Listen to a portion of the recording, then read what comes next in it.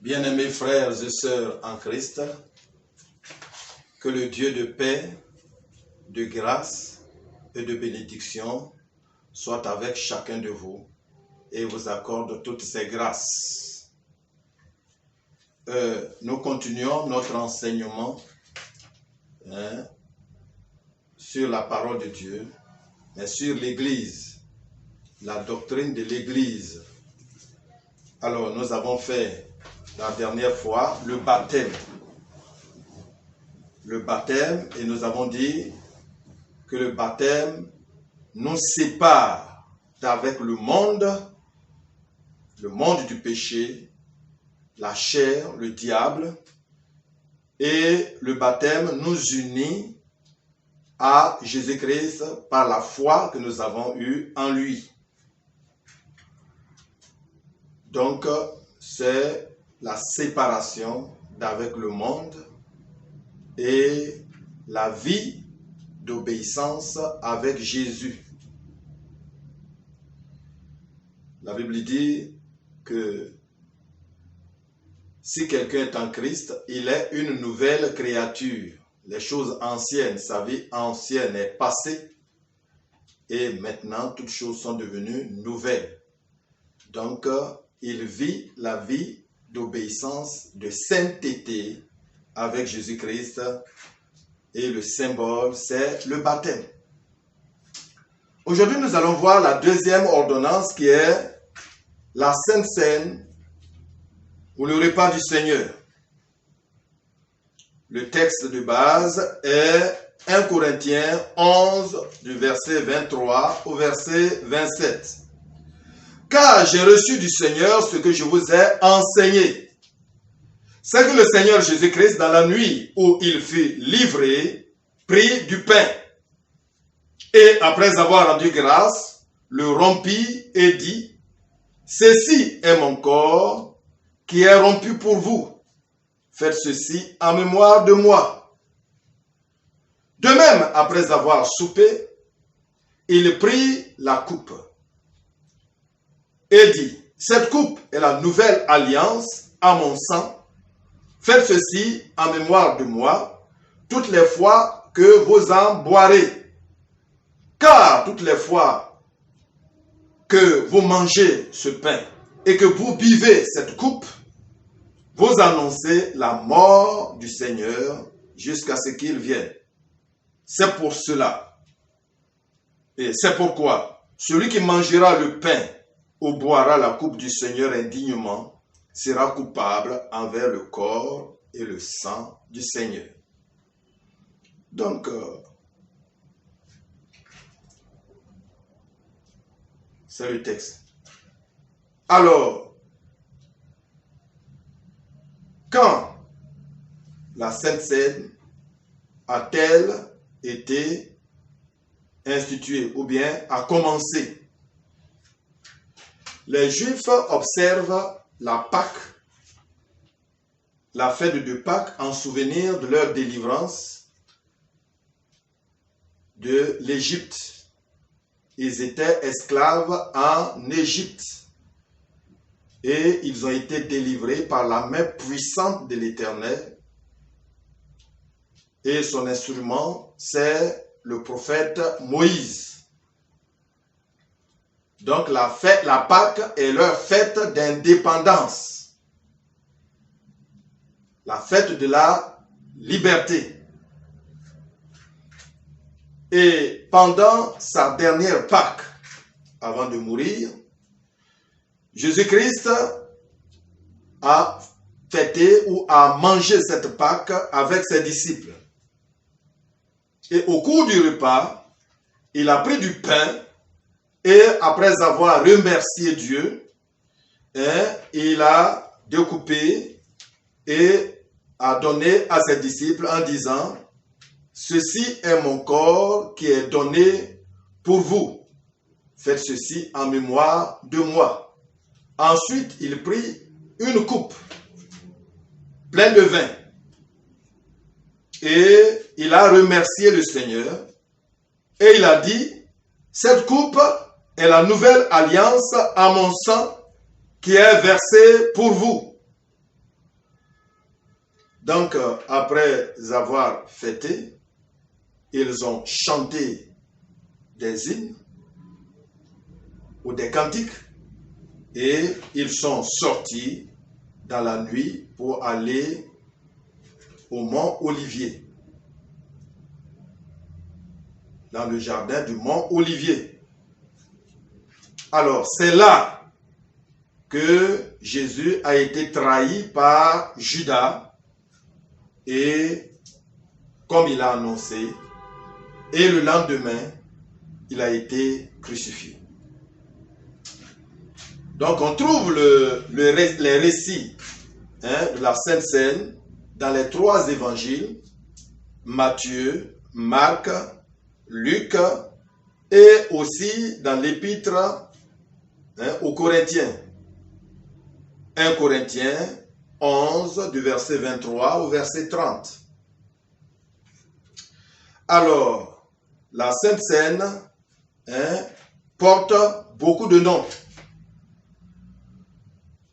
Alors, le premier nom, c'est le repas du Seigneur, dans 1 Corinthiens 11, verset 20. Le repas du Seigneur. Et ça porte aussi le nom de la fraction de pain, dans Acte 2, verset 42. Aussi la communion, dans la fraction de pain, ça veut dire qu'on partage le pain. Partage le pain entre nous. Alors, la communion, c'est que nous avons tous en commun avec Jésus et entre nous. 1 Corinthiens 10, verset 16. Et aussi la Sainte Seine, ça veut dire le repas sacré pris en commun. L'Eucharistie, c'est un mot grec qui veut dire rendre grâce. Dans 1 Corinthiens 11, verset 24, qui dit après avoir rendu grâce. Donc, c'est devenu le nom du repas. Donc, cette ordonnance porte beaucoup de noms. Le repas du Seigneur, la fraction de pain, la communion, la Sainte Seine et l'Eucharistie.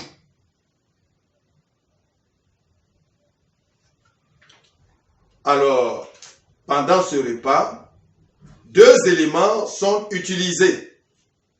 Le pain et le vin qui sont utilisés. Le pain représente le corps de Jésus-Christ, lui qui est le pain qui donne la vie. Et ce pain a été, le corps de Jésus-Christ est donné dans la mort pour nous comme une nourriture spirituelle et représente notre communion avec lui et avec les autres. Et le vin aussi représente le sang de Jésus-Christ qui est versé dans la mort pour le pardon de nos péchés et pour la purification de nos âmes. En fait, on dit c'est un symbole ou une représentation.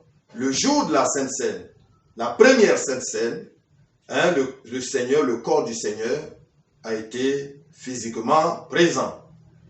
Même quand les disciples ont mangé le pain et ont bu le vin, le Seigneur est toujours présent en chair et en os. Donc, cela écarte l'idée que le corps et le sang, le pain et le vin, c'est le corps physique de Jésus-Christ. Ou bien, nous mangeons avec le corps physique de Jésus-Christ. Les premiers ne l'ont pas fait. Ce n'est pas à nous de comprendre autre signification que ce que le Seigneur Jésus-Christ lui-même a institué. Alors, que signifie la Sainte Seine ou le repas du Seigneur? Le repas du Seigneur nous rappelle. D'abord, c'est un souvenir de la mort et de la résurrection de Jésus-Christ pour nous. Voilà pourquoi il a dit, faites ceci en mémoire de moi. 1 Corinthiens 11, verset 24. Donc, Jésus-Christ a été livré pour nos offenses, pour nos péchés. Il a payé la dette que nous devons à la justice de Dieu. Et il est ressuscité pour notre justification. Et quand il est ressuscité, Dieu nous a déclarés justes parce que la dette a été payée et il nous a revêtus de la justice parfaite de Christ. Donc Dieu nous traite comme des gens qui n'ont jamais péché. Parce que Jésus-Christ n'a jamais péché. Aussi, ça nous rappelle que notre Seigneur est vivant, toujours vivant et présent à nos côtés, présent avec nous. C'est ce que dit Matthieu 28, verset 20. Je suis avec vous tous les jours jusqu'à la fin du monde. Quand nous regardons Proverbe 23, verset 4, le roi David dit, « Quand je marche dans la vallée de l'ombre de la mort, je ne crains aucun mal, car tu es avec moi. Ta houlette et ton bâton me rassurent. » Ce que l'homme a besoin, c'est la présence de Dieu en toutes choses et qui le protège de tout danger. Et quand le Seigneur dit, « Je suis avec vous tous les jours jusqu'à la fin du monde », nous devons réaliser qu'en fait, il est avec nous, que nous n'avons pas de danger à craindre. Nous n'avons rien à craindre. Et même face à l'adversité, nous pouvons dire que nous sommes victorieux. Alors, le repas du Seigneur, quand je mange au repas du Seigneur, à la table du Seigneur, je participe à la nouvelle alliance. Matthieu 26, verset 28. La nouvelle alliance a été établie entre le Seigneur et les Juifs, en remplacement de l'ancienne alliance qui a été brisée, qui n'a pas été respectée. Dieu qui aime son peuple et qui veut sauver son peuple l'a remplacé par une nouvelle alliance. Donc ça a été établi avec les Juifs.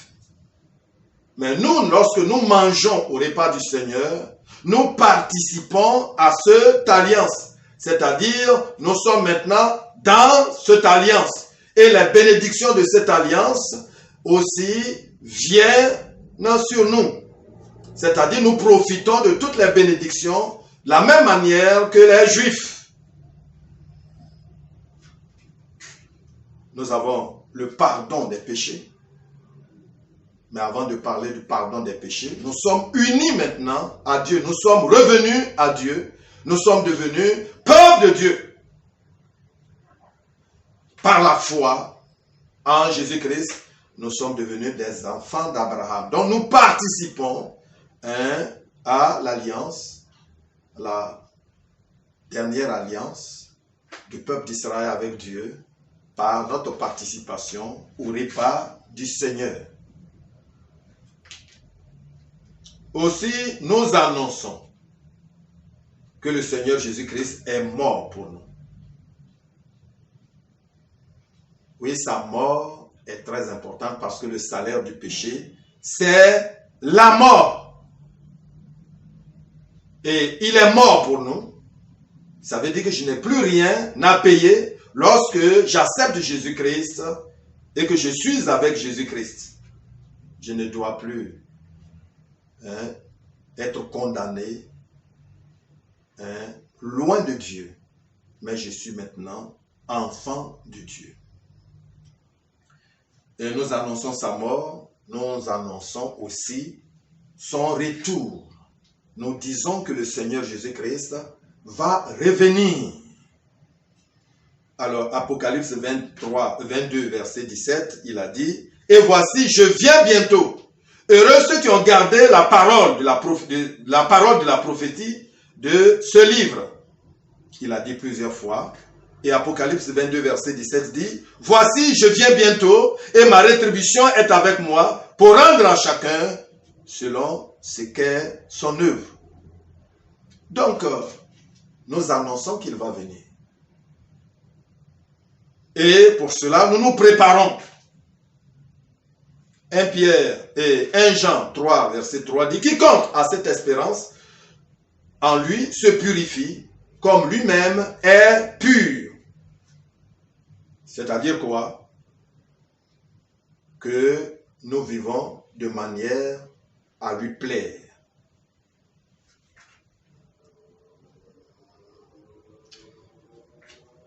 Le repas du Seigneur aussi est une communion avec Christ et avec les frères chrétiens.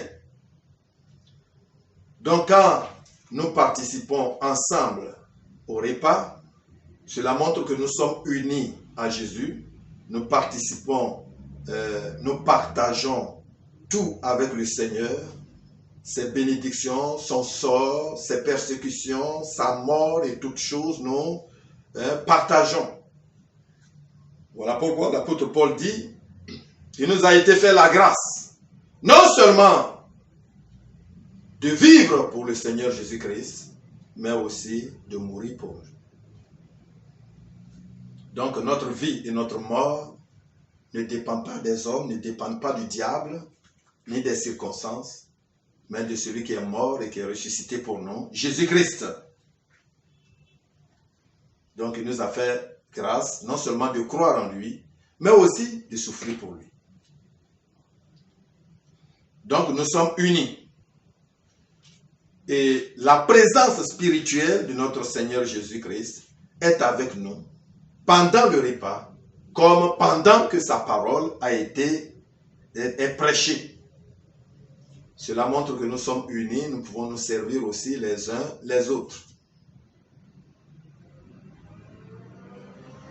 Alors, qui peut participer à la scène ou au repas du Seigneur? Ceux qui peuvent participer sont des chrétiens ou, je peux dire, des personnes nées de nouveau et baptisées. Parce qu'en fait, le baptême, c'est notre union avec le Seigneur Jésus-Christ. Nous sommes unis à Jésus. Ça veut dire que nous sommes dans Jésus-Christ, dans la vie de Jésus. Sa vie est notre vie. C'est comme le mariage. Vous êtes mariés, vous partagez tout. Donc, nous sommes unis à Jésus. Le mariage est un lien, est une union. Maintenant, la communion, c'est que nous avons maintenant tout en commun. Chaque jour de notre vie, nous avons tout en commun. C'est comme la femme qui est mariée, qui rentre dans le foyer. Alors, la chambre du mari est sa chambre. Tout ce que le mari a, elle en utilise. C'est à elle. Donc, c'est ça la communion. Partager chaque jour les grâces, les bénédictions de Dieu, le sort de Jésus-Christ et tout ce qu'il a obtenu à la croix pour nous. Alors, voilà pourquoi nous participons à la scène. Donc, si tu n'es pas uni à Jésus-Christ par le baptême, je ne vois pas comment tu peux partager toutes choses avec lui. Si tu n'es pas marié, tu ne peux pas avoir les choses en commun avec quelqu'un, un homme, un marié. Ce n'est pas possible. Donc, ceux qui participent sont des gens qui sont baptisés, nés de nouveau et baptisés. Selon les enseignements de notre Seigneur Jésus-Christ. Alors, qui peut se priver de la Sainte Seine? Tu es baptisé, c'est certain, c'est bien. Tu peux prendre la Sainte Seine, mais il ne faut pas commettre des actes indignes. 1 Corinthiens 5, verset 11, cite ces actes. Il dit maintenant, ce que je vous ai écrit, c'est de ne pas avoir des relations avec quelqu'un qui, se nommant frère, est impudique, ou cupide, ou idolâtre, ou outrageux, ou ivrogne, ou ravisseur, de ne pas même manger avec de telles personnes. L'apôtre veut dire quoi? Tu es chrétien, mais tu vis dans le péché ou dans un péché. Alors tu dois te priver. Ce n'est pas quelqu'un qui te prive, mais c'est toi-même. Tu ne dois pas participer à la Sainte Seine. Parce que être baptisé, ça veut dire tu as abandonné toutes ces choses et tu vis à la vie de Jésus. Or, la vie de Jésus, c'est une vie de sainteté et d'obéissance. Aussi, le baptisé qui a une attitude indigne envers ses frères et ses sœurs en Christ. Certains, je ne sais pas, pour leur don ou pour leur capacité, ils méprisent les autres. Pour certains, ils ne s'entendent pas avec les autres, ils sont en désaccord. Et même, je peux dire, ils ont des conflits. Alors, tu ne peux pas participer à la table du Seigneur. Parce qu'en mangeant, on montre qu'on est un. Alors que tu n'es pas un avec les autres. Donc, tu ne dois pas prendre le repas du Seigneur. Et ce n'est pas bien. Ce n'est pas bien de ne pas participer à la table du Seigneur. Parce que c'est le but de nous préparer dans la sainteté pour attendre notre Seigneur Jésus-Christ.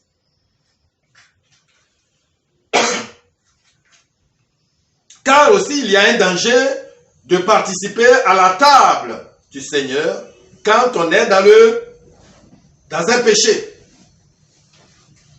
1 Corinthiens 11, 29 à 30 dit, « Car celui qui mange et boit sans discerner le corps du Seigneur, mange et boit un jugement contre lui-même. » C'est pour cela qu'il y a beaucoup d'infirmes et de malades et qu'un grand nombre sont morts.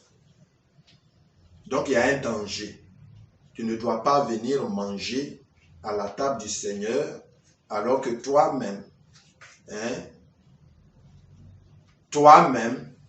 tu sais que tu vis dans le péché. Ce n'est pas normal. Alors la prochaine fois, nous allons voir que doit-on faire avant de prendre la Sainte Seine. Nous allons prier. Père éternel, Dieu de grâce et de bonté, tu as institué le repas du Seigneur pour nous montrer que tu veux que nous nous approchions de toi, de ton trône de miséricorde, pour être bénis. Et que sans toi, nous ne pouvons pas être heureux. Voilà pourquoi Jésus-Christ est mort selon ta volonté à la croix pour effacer nos péchés, parce que tu es saint et personne ne peut s'approcher de toi avec le péché. Seigneur, merci. Et nous devons participer chaque fois que le repas est dressé pour montrer que nous nous préparons au retour de notre Seigneur Jésus-Christ. Seigneur, merci. Permets à chacun de tes enfants de comprendre qu'après le baptême, il doit chaque jour vivre dans la sainteté, se conduire de manière à te plaire, afin de s'approcher toujours de toi et de recevoir tes bénédictions. Au nom de Jésus-Christ, je te remercie pour l'institution du repas du Seigneur qui nous rappelle tout ce que tu as fait pour nous. Amen.